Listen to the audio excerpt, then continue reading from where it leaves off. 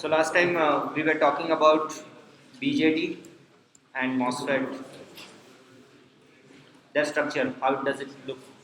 So this was one thing, and on top of that, we also talked about the IV characteristic, right? So we have studied that, and we have studied that majorly there are two differences in IV characteristic. So if you look at this, VC versus IC and ID versus VDS.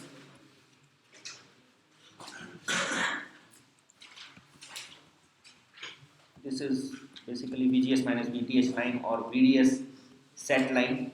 We are calling it VDS set because this side is saturation in the case of MOSFET and this side is saturation in the case of BJT. This side is active and this side is linear or triode. Right? So majorly people are making mistake in identifying the region of operation. Right? So these are the things we studied. Right? On top of this, we also studied that IC equal to beta IB, which is already known to you. Other than that, IB is equal to IS exponential VB by eta VT. If eta is 1, people write VT. Right? Minus 1 is also there, but people need to drop that.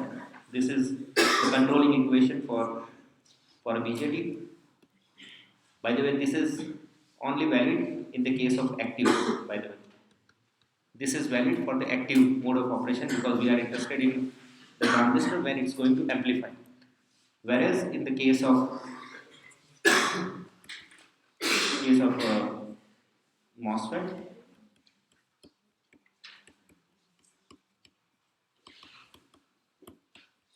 so we have studied this one for the case of saturation mode of operation.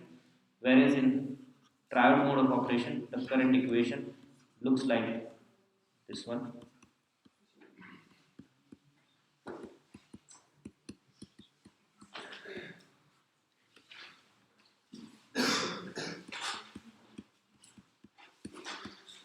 Okay, so these are the things we studied. On top of that, we also studied that if you are looking into BJT will have equivalent model, which is look like this one. But this is base, this is emitter, and this side is collector, right? And if you are looking inside this one, it's R pi. Looking inside this one, it's infinity. Looking inside this one, it's 1 by Gm shunt with R pi, right? So this is what we have studied in the last lecture. Okay.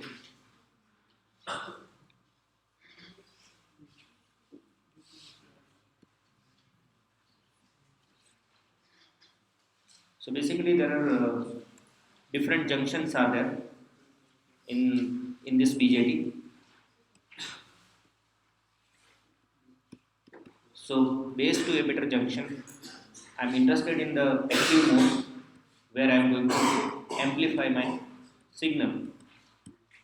Note that when we are saying amplifying the signal, it's about the small signal. There are two categories of the signal. One is small signal and one is large signal. But I am talking about the small signal means very low in nature. It's a speed signal you want to amplify. I'm using the amplifier right now. So this signal is small signal. But to make this transistor in active mode, you need to apply this IV characteristic, which is, note that it's DC characteristic. It's not AC, not small signal. It's not small signal analysis. It's DC characteristic. You have to make sure that your transistor in the required region of operation. Then you will apply some small signal on top of that. So you need two signals. Generally, that the signal which I am talking about, which is going to make this one in active mode or in saturation mode, it's called DC signal. But there is another name also. We'll justify the name maybe after 3 chapters. But right now, it's called common mode voltage. I talked about this last time in our course, but this is also one of the synonym for DC. Why it is common mode, we'll talk about this later. But right now, just remember, if you are reading any book where it's written common mode voltage, then you have to understand that he's talking about DC, right? And after setting this transistor in saturation mode, you are going to apply some small signal. So when we are doing this, you have to make sure that it's in active mode. So how you are going to make this transistor in active mode? So emitter base to emitter has to be forward bias. So if there are two junctions, one is base, one is collector, one is emitter, right? By the way, this is just a pictorial view, it's not the true thing, right? If this is true, then you can make transistor with diodes also, but it's not possible. There is some physics behind that. So it's not NPN, but in reality it's NPN plus, and having some, this P is very small, base width is very small, so that this uh, this particular junction can emit lots of electrons, and it will be like taken collected by the collector, and that's how you are getting the beta, right? So we are not going to do device physics of that, but this is the pictorial view where different junctions are there. So the base to emitter junction has to be forward bias, and base to collector junction has to be reverse bias to have your transistor in active mode or to have the amplification. And to make sure that what will be uh, the voltage across base to emitter if it is forward bias, 0.7, or you can say that 0.65 to zero point 0.7 depends on different fabrication of the diode. Or so if your base to emitter is 0.65 or zero point 0.7 volt and base to collector is open, right, then your transistor is in amplification mode. This is the first thing you are going to check. If you are doing the experiment in the laboratory, you are going to check base to emitter is zero point 0.7 or not. If it is not there, then you have to make sure that it has to be at least a zero point 0.7 or more than 0.7, right? So this is what we have to do, and we have to remember those things. Whereas if you are talking about the MOS, it also has the similar thing. So you have to make sure that this transistor has to be in saturation, and for that you are going to follow this thing, that your VDS, if you look at this line, if you are above this line, you are in saturation. Means if your VGS minus VTH is more than VDS, right? If VDS is more than VGS minus VTH, the transistor is in saturation. So the condition says that if VDS is greater than VGS minus VTH, then this is in saturation. Where, by the way, VTH is threshold voltage,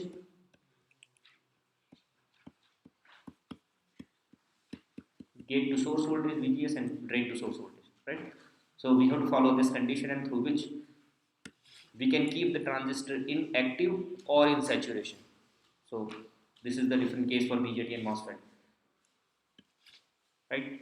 So now, as you know, okay, so these are the two references I am following.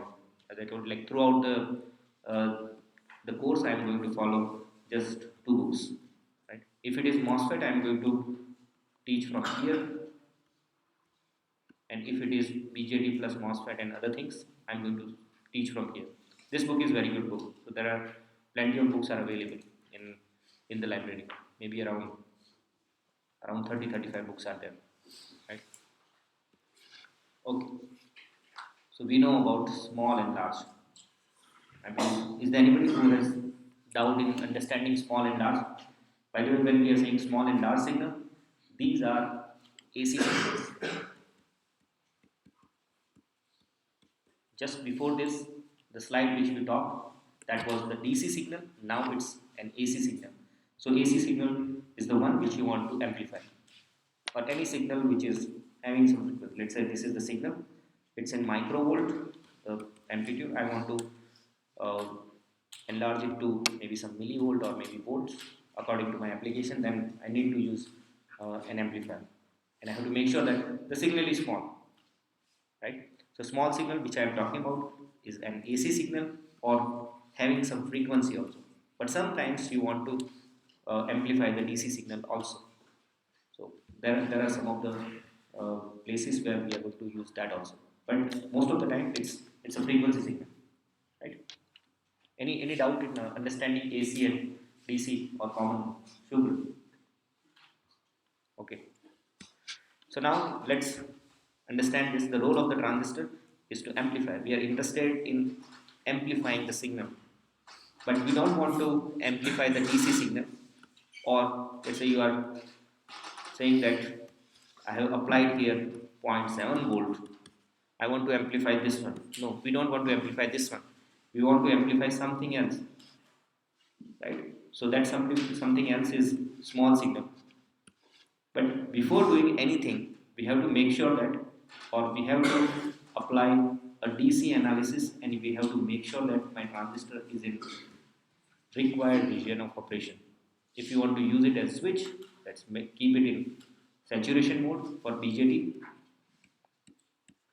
Saturation mode will give you active, and active mode will give you amplification.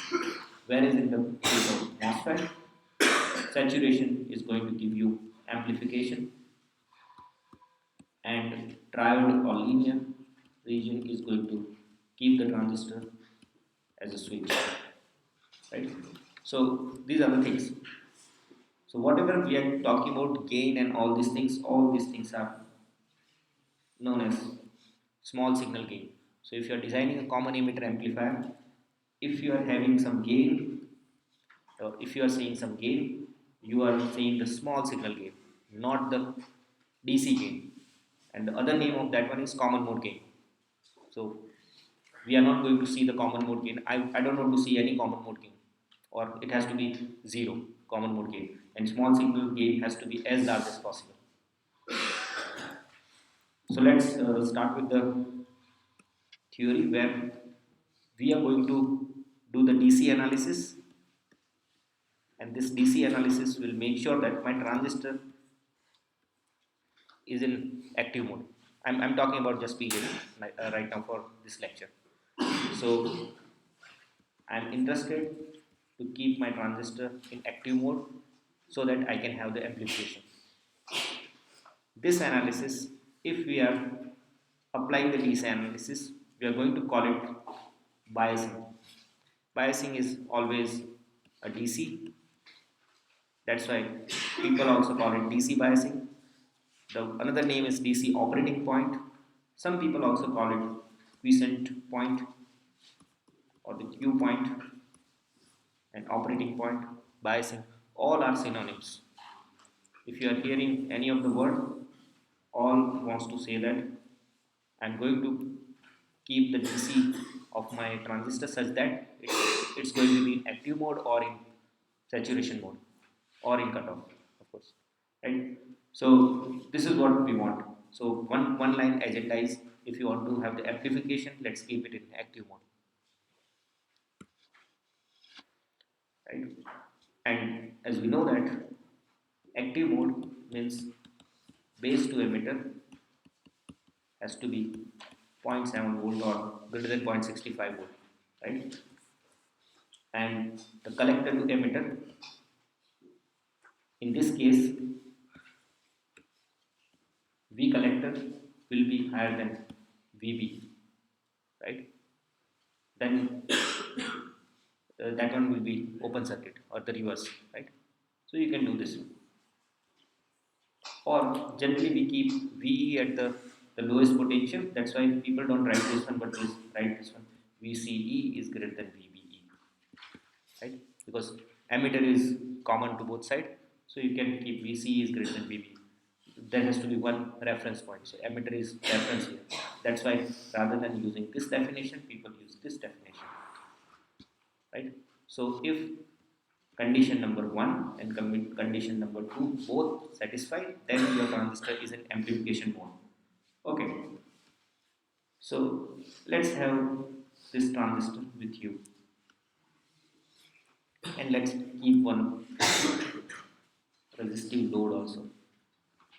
If you are seeing such antenna kind of thing, it's a supply voltage.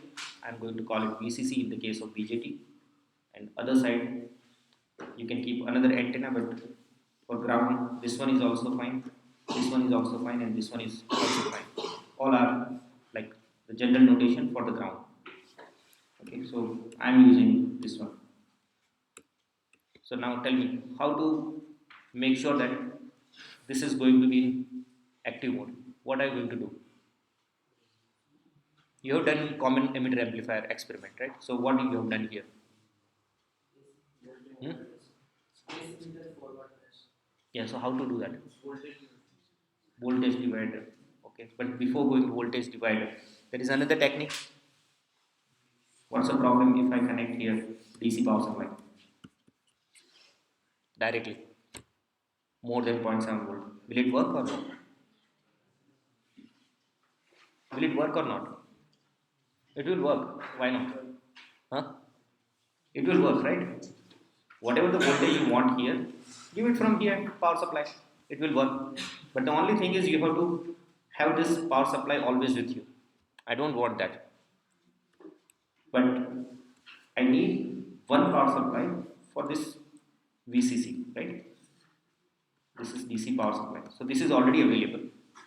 If it is available, I can say that if I do following, rather than voltage division, why two resistance? Let's start with this one. Let's call this one as R1. Is it okay? Because if you look at this, what is the IB by the way? Can you write down IB? IB is this current. And let's call this potential as Vx, or let's call it Vb. So what will be the current? IB? VCC minus VB divided by R1, right? And IC is equal to beta times VCC minus VB divided by R1, right? There is one problem here. Can you see any problem in this technique? Is there any problem?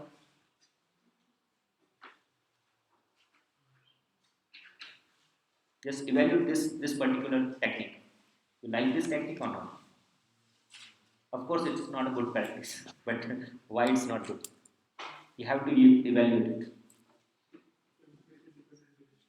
Yeah, so there is temperature dependent resistance, right? So with respect to temperature, this R1 will vary, and this collector and base current will not be the one which you wanted. It will change. And note that there is a bigger thing is beta is also there. This is for different processing fabrication technique. It's between 100 to 300. In IIT Mandi, we have BJTs which has around 150. So you cannot guarantee the same beta. In one place if it is 100 and one place it is 300, the multiplication number changes by 3. So it's a big number on top of temperature dependent resistance. So what to do? So this was the first technique through which you can bias the transistor. So what next you can do?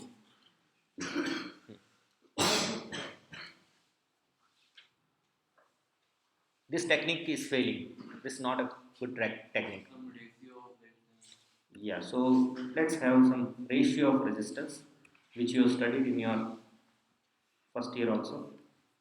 So I'm saying keep two resistance whose ratio will be here, and this potential is equal to how much? Let's call this one VB. VB is equal to R2 by R1 plus R2 times VCC, right? It's a voltage division. If I am going fast, please let me know. Am I going fast? Okay. If you are following, then because this is very crucial thing. Okay. So this is that much. So now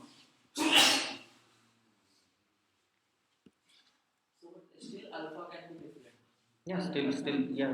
Still, I am not saying that this is a good technique. I haven't told that. Where is the next one? Right? Yeah, you are saying something. Yeah.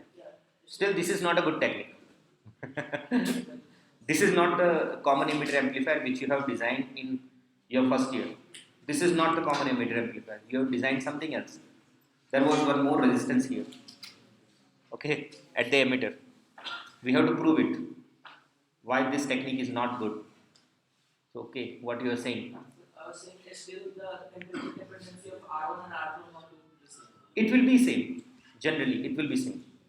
Temperature is same, right? Both will be affected by same temperature, right? It will be at the same place. But alpha can be different. Which alpha? Coefficient of But that much error we can tolerate. Let's assume that it's very negligible.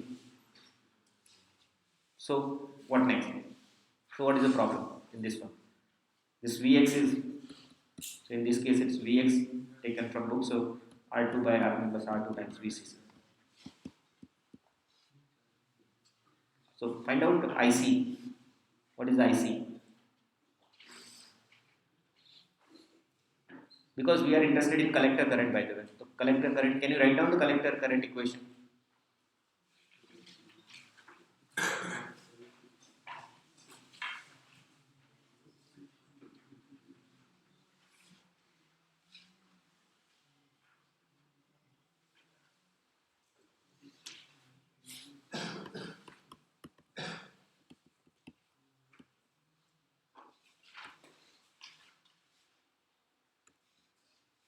You just write down. I will not write.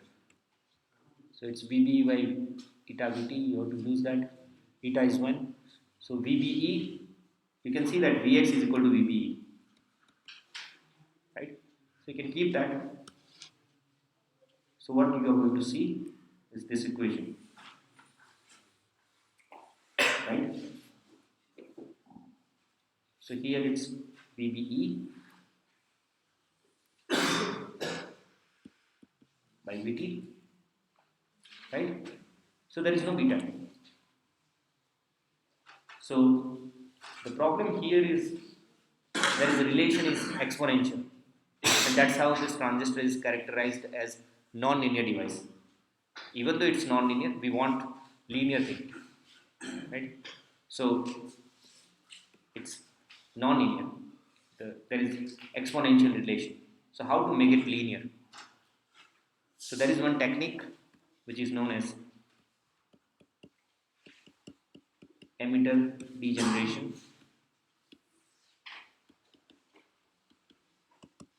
In the case of MOSFET, it's called source degeneration. So technique is same. In the case of MOS, at the source you are going to keep one resistance, and in the case of BJT, you are going to keep one resistance at the emitter.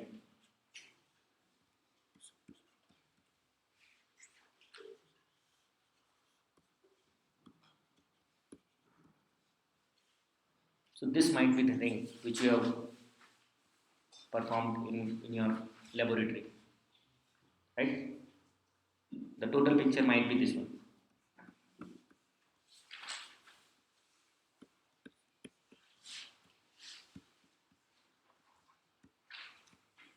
This might be the total thing which you have used in the laboratory. So for a time being, I am not keeping this. So we have to prove that this one is having the linear relationship. So find out IC again. By the way, IC is equal to IE. If you remember, IC is equal to IB plus IE to follow the Kirchhoff's law. But IB is approximately 0, that is what we assume. But that's not the case in the BJT, but this is what we want.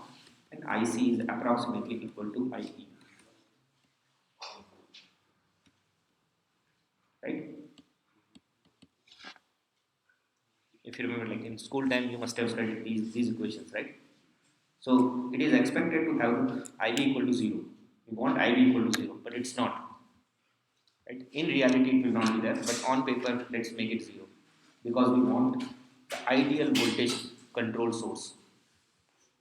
I don't want any current flowing inside. If some current is flowing inside, then this becomes current amplifier, not voltage amplifier. If I want to make it as voltage amplifier, I need to have infinite impedance at the input side. If the input impedance is infinite, means current going inside is 0. Right? So can you write down the equation? Let's call this one as Vp, this one as Vx. So the current flowing through this one is equal to Vp by Re. Can you find out Vp? By the way, note that Vx minus Vp equal to 0.7 volt. So Vpe is known to me if it's in active mode. Can you write down Vp now? If I write down as follow,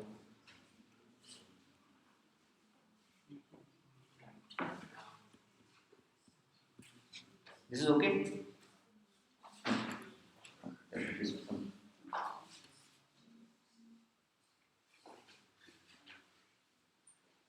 has to be Vp. I need Vp. So you have to play with this one. Vpe. So if I follow this one like this, Vx minus Vxp, this is fine. Vx minus Vxp is going to give me Vp. Yeah. Where Vx and Vp are base and emitter of the transistor. So what is Vx? I didn't. What is Vx? R2 divided by R2 plus R2 times VCC, and this one is 0.7, right? So now in this equation, if this IE is equal to IC, this equation does not have any exponential term, does not have any beta term, there is nothing. It's a linear relation where VCC is also constant, right? So all these values are always linearly depending on the current. So that's why this technique is the best one. So this third technique, which is known as emitter degeneration, or in the case of MOSFET, it's known as source degeneration, and this resistance is known as degenerating resistance.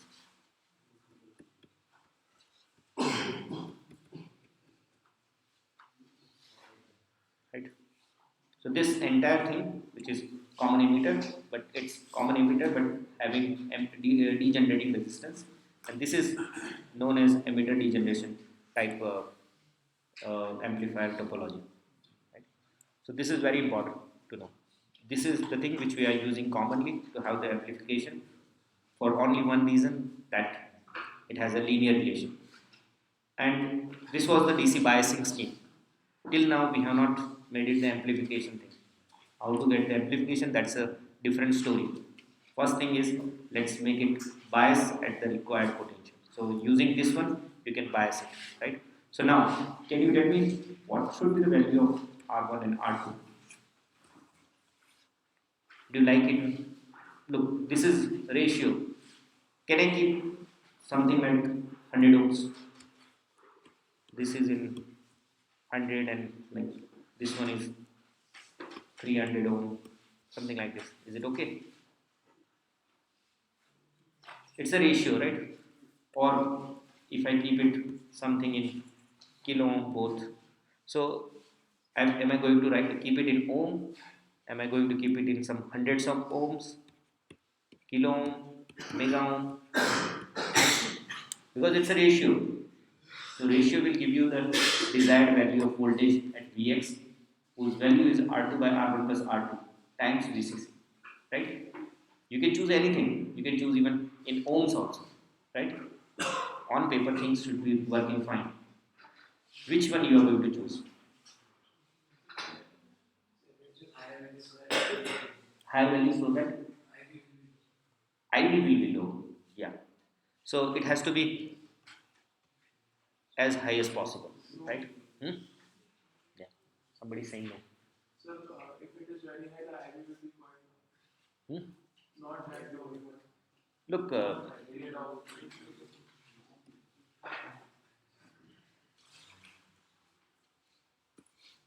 so we assume that we understand this.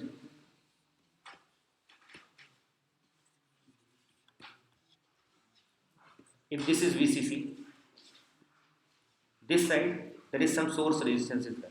Just imagine that. This is the transistor resistance.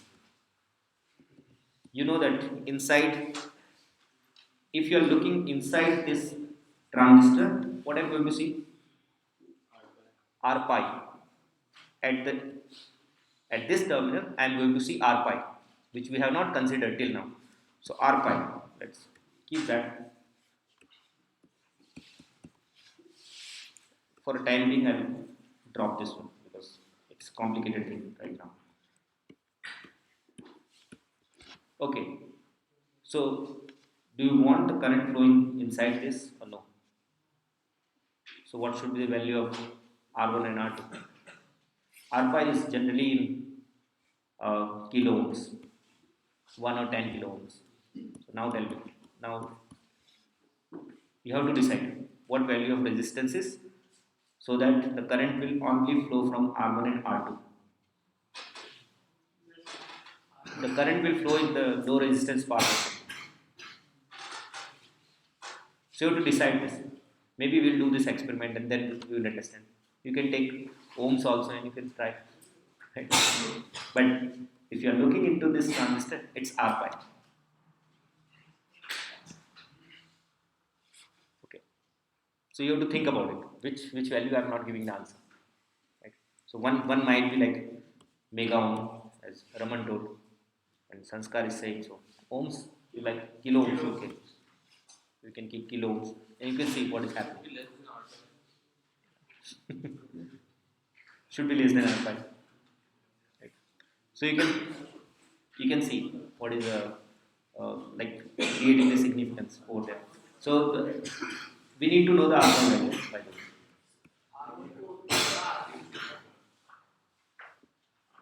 Then this ratio is very high, right? Then it will not give you the value which you want. It has to be in ratio. You want something like divide by 5, divide by 3, divide by 2, right?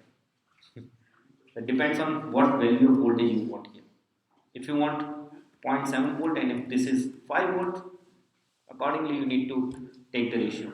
If it is some 2-3 volt, because there is one RE is also there. So Sanskar, one more thing is there. This is also there. Now, because of common emitter configuration as degenerating resistance, it's not only this 1 kilo, but this RE also is going to play the role. Right? So, if I am looking inside this, now it's R pi plus RE, not just R pi. It was just single transistor where it was R pi, but now it will be R pi plus some different resistance. Okay. Unfortunately, it's not RE. It's RE times beta plus 1. I'll derive it later on. Okay. So it's not just RE. Okay. So these are the techniques generally for the DC biasing. If you are interested in setting the quiescent point, generally those who are interested in working in companies like Qualcomm, they ask such questions. Okay. If you are giving interview for Qualcomm, because all the mobile phones, last one is power amplifier, which has BJT. So without understanding this, no one can design good power amplifiers. So that's why they ask such questions. If they want to hire you for something for mobile application or analog circuit. So first one is sensitive to beta and having temperature dependency of resistance. Second one has exponential relationship. Third one is very nice. It's linear one. It's widely used. But on top of this, there is one more technique where we are keeping base and collector through a resistance which is in feedback. Okay, one more thing I need to tell you. Do you study control sometime, like second year control theory? Okay. So basically there are two feedback theories, negative and positive.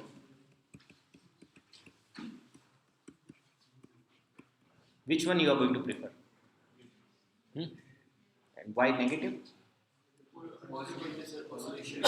Positive has oscillations, right? And the output will reach VDD or VCC and ground, right? Or it will reach plus and minus V supply. And negative feedback is the one which will settle down the things. But for positive feedback, I'll teach you maybe if control has not been taught till now. You have studied Manas? Hmm? You are studying, okay. So there is one thing which we have to study, Barkhausen criteria. So we study this, and same thing you are going to study in control also. Okay, who is teaching? Tushar. Okay. So generally, it is desirable to have the negative feedback in the amplification mode. So if this is an amplifier,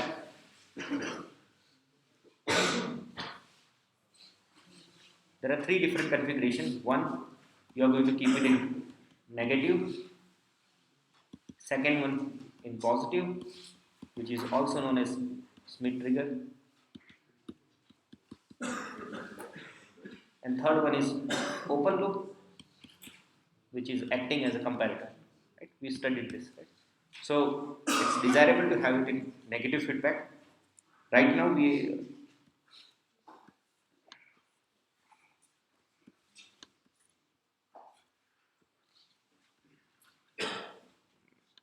so right now the derivation is needs to be done in next lecture. But from here to here, the amplification is actually negative. All the amplifier, BJT amplifier or the MOS amplifier has its amplification in negative. If it is single stage, amplification is in negative. If you are applying input at base, in this case to gate,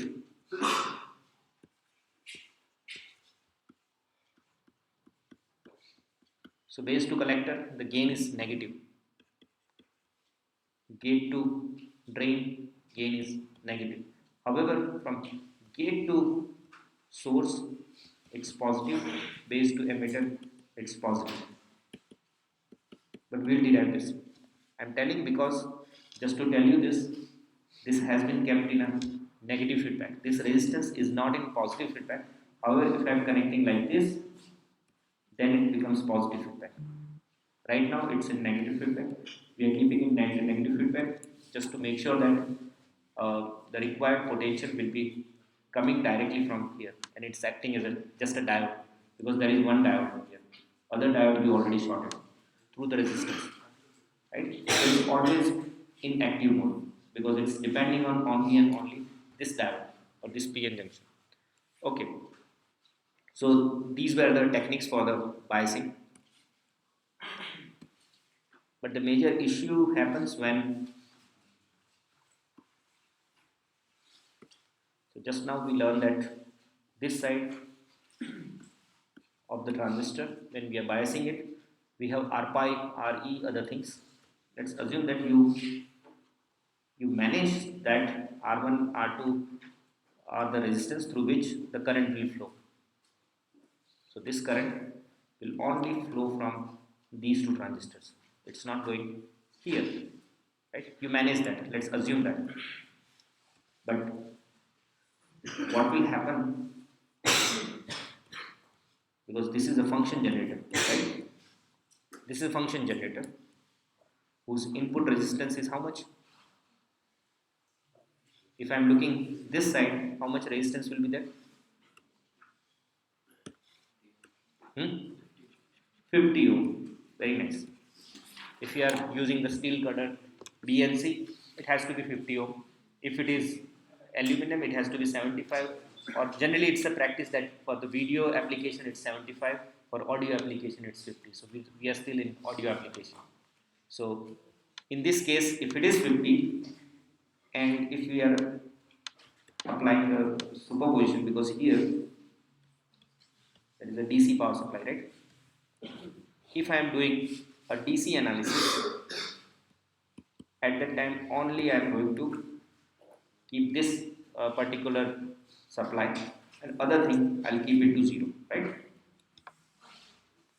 So now tell me, what will be the value of voltage over here?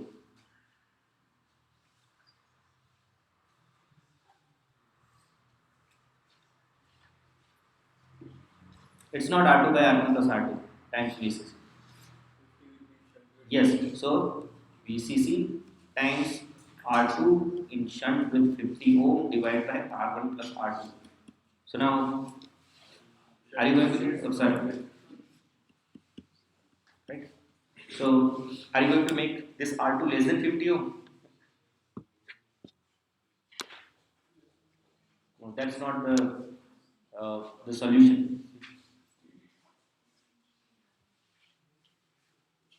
You agree with me or not? If you connect directly supply voltage, the function generator to BJT's base, this is the voltage you are going to see. And if you are saying that it's in kilo ohms or in mega ohms or anything bigger value, 50 ohm is winning, right? So it's going to be VCC times 50 divided by R1 plus 50, right? So this will go, and this R1 is much higher than 50, so this is R1, and 50 by R1 is approximately 0 volt, right? Or you are going to see something in microvolt signal. So that is what you want, or something else. You don't want this one. So you must be knowing the solution. Solution, you did it. Yeah, so place one big capacitor over here. So the role of the capacitor is as follows, that the impedance of this capacitor is 1 by j omega c. So at 0 frequency, the impedance is infinite, and at higher frequency, the impedance is 0. Or you can say that it's as good as it's DC blocking capacitor and allowing AC. So it's keeping the path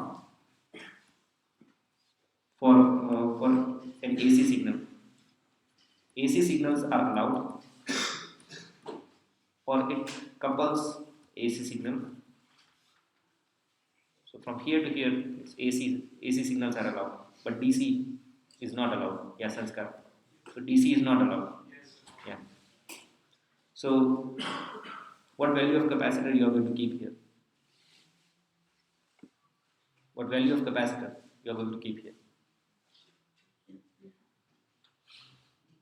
It has to be very big, very small. What are you going to choose?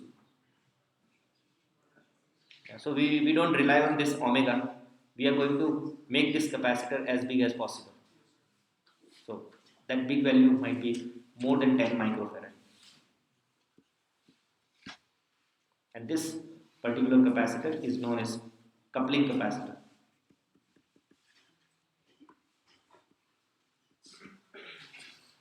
Right. So there is one more problem here. This VCC is not created from here. It's going to be created by a rectifier, right? So bridge rectifier output looks like this one. If it is full wave,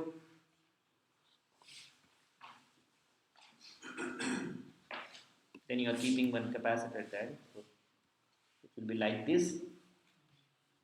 So it will have 50 hertz component. If you are in India, it's 50 hertz.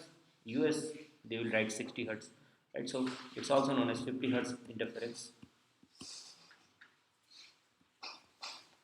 So how to remove that one? So the technique says that this is also one more big capacitor. Keep it here, more than 10 microfarad. So all the AC will be grounded, and here only DC will go, and such kind of capacitor is known as decoupling capacitor. decouple all the AC signal to ground. So if you are using anything like microcontroller, Arduino, anywhere, you will see that on top there has to be one decoupling capacitor. If it is not there, please keep one decoupling capacitor for the smooth operation, right? So that's the best practice, that you have to keep one big decoupling capacitor more than 10 microfarad. If one 10 microfarad is not available, 1 micro is available, apply at least 10 capacitor in shunt, right? So that is also possible. Okay. So generally this is what is going to happen. This is the complete diagram which we are going to use. You have to tell me the value of R1 and R2. Still, this is question, right?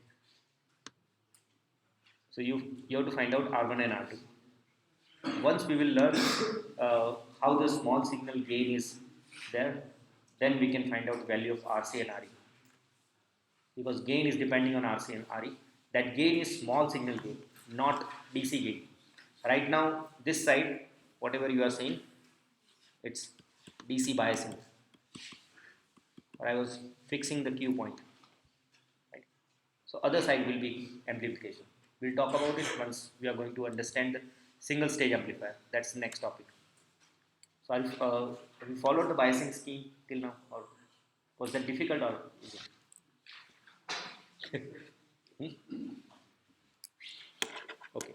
Thank you for today.